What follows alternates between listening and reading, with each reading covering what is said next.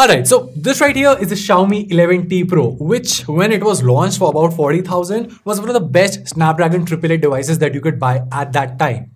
Now, almost half a year later, this is still one of the best Snapdragon 888 phones that you can buy. However, it has received a lot of discounts, and in the upcoming sales, it is expected to go as low as rupees 30,000.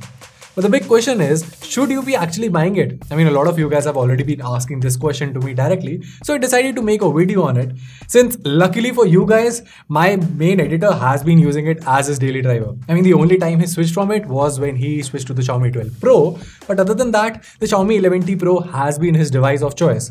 So yeah, we have some clear thoughts on whether you should or should not buy this phone. So without wasting any time, this is Warren from GTR, and let's get started.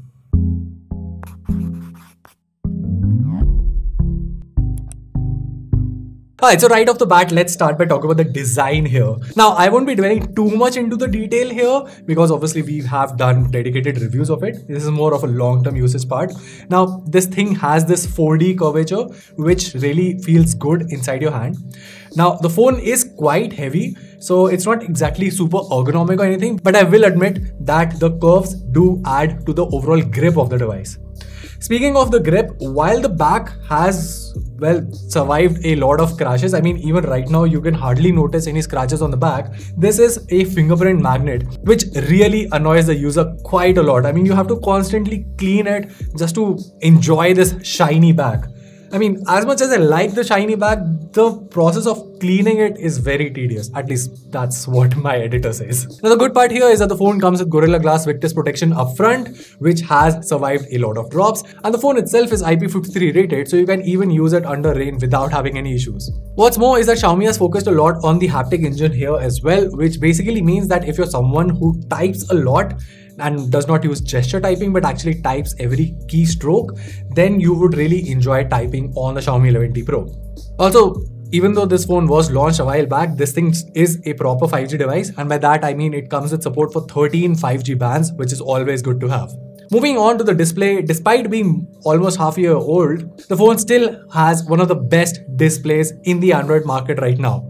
It's a 6.67-inch AMOLED display with a 120Hz refresh rate, a touch sampling rate of 480Hz, and support for Dolby Vision with HDR10+ certification. The panel supports DCI-P3 white color gamut and also comes with an MEMC chip as well, which basically lets you transform videos from 24 FPS to 48 FPS, 25 FPS to 50 FPS, or 30 FPS to 60 FPS. And this is also aided by the fact that it comes with dual stereo speakers that have been tuned by Harman Kardon.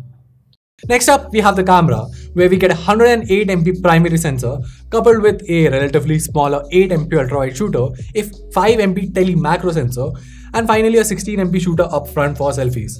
Now, back when this phone was launched, it was called the HyperPhone, and my biggest gripe with it was the fact that how do you call a phone a HyperPhone when the camera does not even have OIS? And I mean, it's not to say that the camera is bad, but yeah, I still feel that having OIS in this system would have really made it perfect. Because let's be honest, it's almost next to perfect. The results are really good. They were already good when it was launched, but now they've improved even more. It's just that the low light performance could have been a bit more improved had this phone come with OIS, and of course, the video performance would have been better as well. But even so, as you have already been seeing on your screen right now, the camera performance is by no means a disappointment. It's really good and has definitely stood the test of time and can easily compete with the new flagships that you see being launched today as well. Alright, so moving along, let's talk about the performance. Like I said, the phone comes with a Snapdragon 888 processor coupled with UFS 3.1 storage. The benchmarks are on your screen, and as always, they are amazing. And as always, the Snapdragon 888 does have some issues of overheating and throttling. But what I will say is that Xiaomi has done an overall good job of optimizing things, so as to say that games at least run smoothly on this for at least an hour. Now, it's not to say that the device does not heat up or you do not notice any lags at all, but that's after an hour of gaming, which is still pretty fine considering it packs in the, well, infamously overheating Snapdragon 888 processor. Moving on to the software department, the phone was launched with MIUI 12.5 but has received its MIUI 13 update based on Android 12. And the best part here is that this is one of those premium Xiaomi devices that comes with no ads. Of course, there is a little bit of bloatware here and there, but the good part is that everything is uninstallable.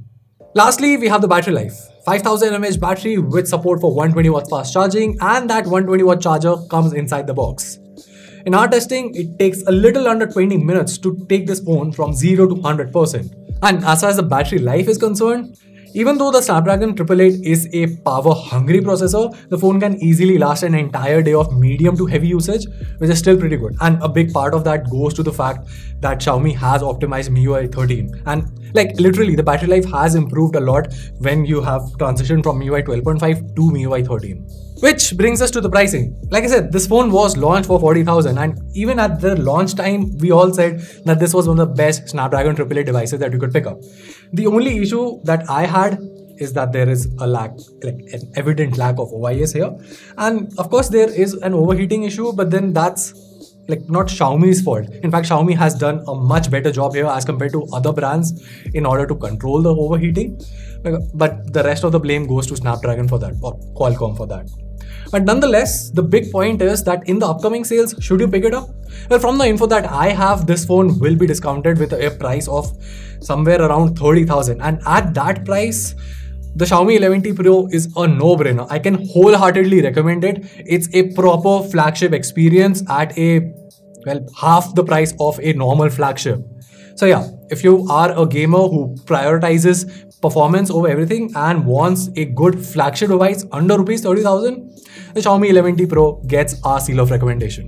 And well, that was it. If you found this video helpful, make sure to let us know by giving us a thumbs up and subscribing to our channel for more awesome tech content. Till then, this is Van from GTR, and I'll see you in the next one.